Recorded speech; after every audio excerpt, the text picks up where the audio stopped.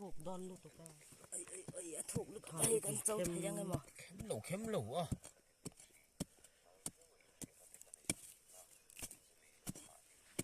tôi rôn nha ôi đã thuộc lúc tụi hay làm tới khu của ô khu tới khu là ẩm thắm mà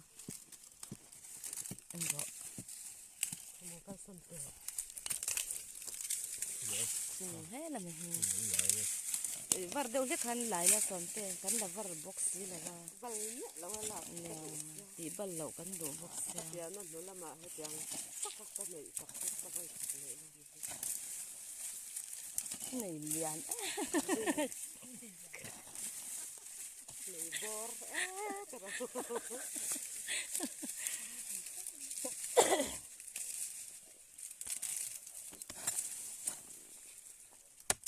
này không mà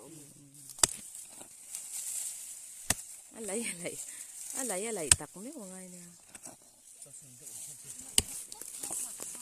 thì cái con chạc rất là mỏ xóm tê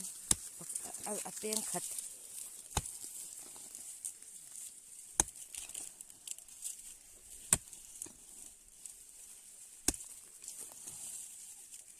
à rây tụi ông có u cùng cái là nó cùng cái to tham lai nè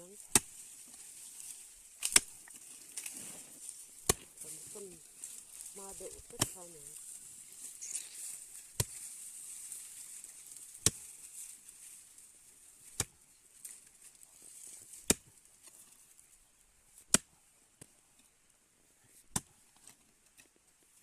lâu thuần thẳng ở hơi gì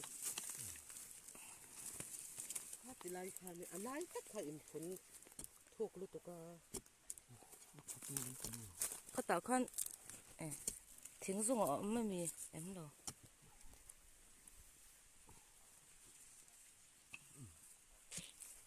tọt tới em khá khang hậu khá ắt xia ông đồ tụi các cùng mình đã chân mà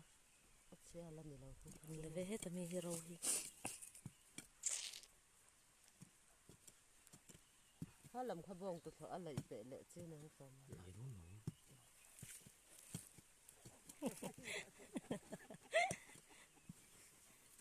đúng rồi